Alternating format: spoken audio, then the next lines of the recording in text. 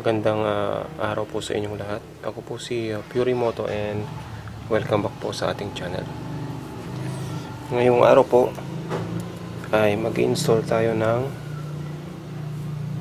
Owens na monoshock sa ating Pure 125. Ito po yung isang brand ng monoshock na pwede sa Pure natin maliban dun sa Takasago. Pagka mag-install po tayo nito, kailangan po natin ng washers. Yung fit po dun sa tornilyo natin. Yan.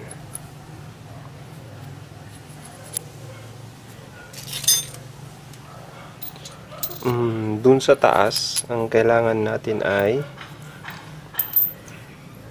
6 na washer. 3.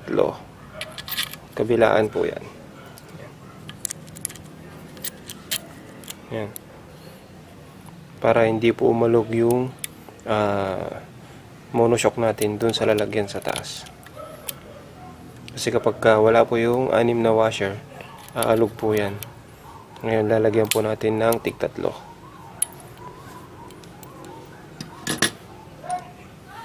Tapos dun sa baba naman, lalagyan natin ng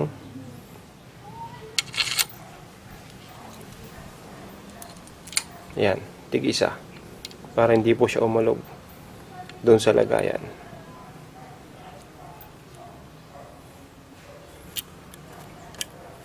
Kung may spacer kayo na ganito kataba, yun na lang po ilagay nyo kaysa yung 6 na spacer ay 6 na washer. Yan. Kung may pang weld kayo, i-weld nyo na lang itong 3 washer na to para hindi mag-iwa-iwalay.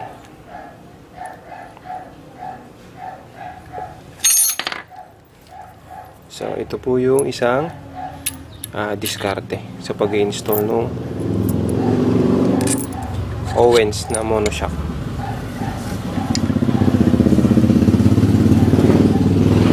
Kasi kapag hindi natin nilagyan, luluwag po. Gagalaw-galaw po yan dun sa lagayan ng ating monoshock. Yan.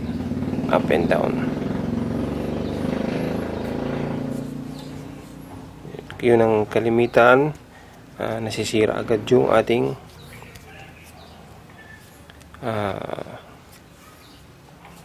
tawag nito, bushing. Yan.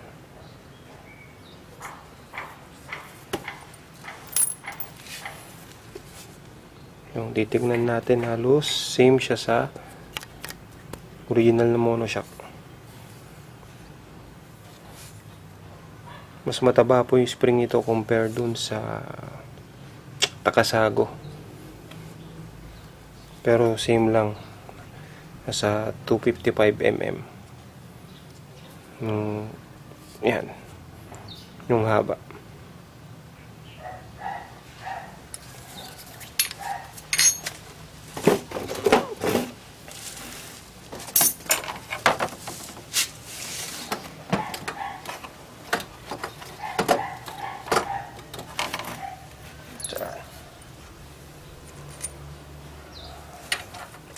Kakabit na po natin.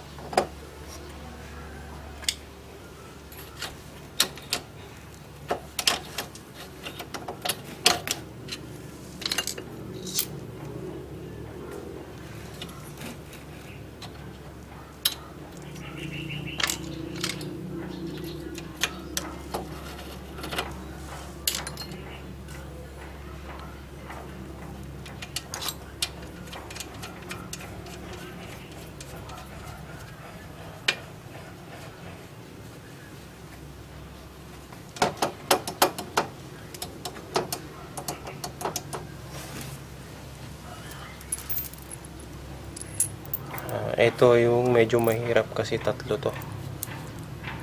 Sa baba madali lang kasi kabilaan, tig-isa lang yung washer niya.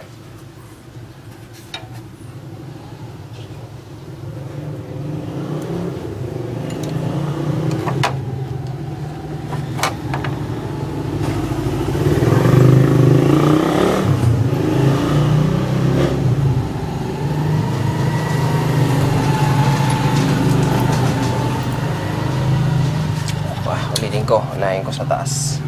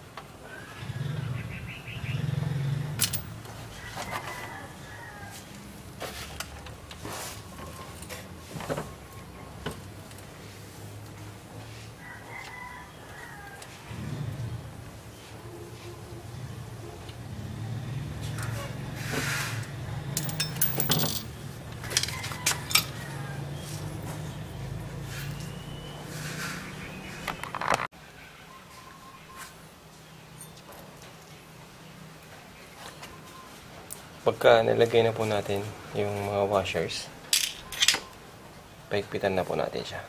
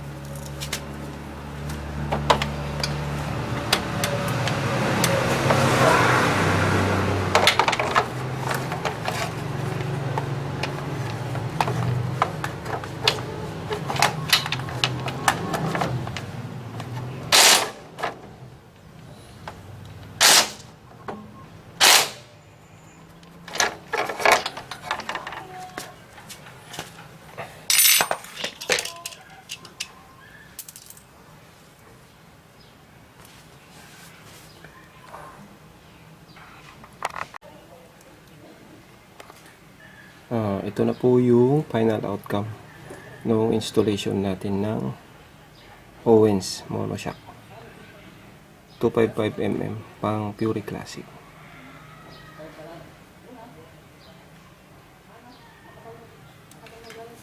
Silipin po natin yung washers niya kabilaan dito sa baba. Check natin kung masilip natin yung washers sa loob. Yan. Dito. Tatlo po yan. Tatlo sa kabila. Tatlo rin po dito. Para hindi po siya, para wala po siyang alog. Yan. Ito. Hindi po natin kasi nilagay yun, aalog po to. Lalo na po dito sa taas. Yan, aalog po yan. Pero ngayong mayroon ng washer, hindi na po aalog.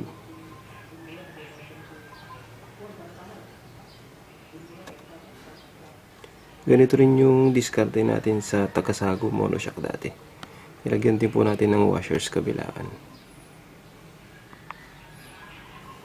Para hindi po siya maalog kasi hindi po fit yung dito sa lagayan. Katulad ng stock na fit siya, hindi siya umaalog. Pero pag mga aftermarket na, yan, maalog na po siya. Yan, nilagyan po natin siya ng washer or spacers.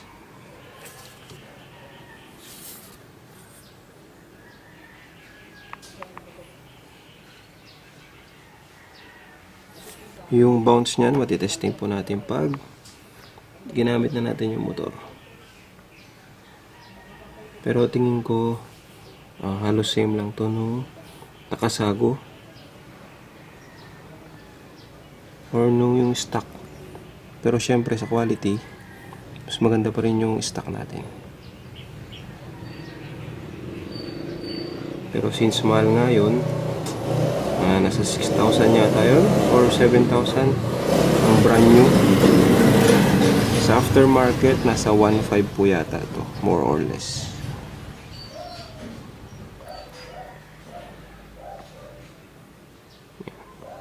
Balik na natin yung ito. Tinapal natin. Yan. Tsaka yung dito. Tsaka yung sa muffler natin. Balik na natin. Update ko po kayo sa performance nito pag nagamit na natin.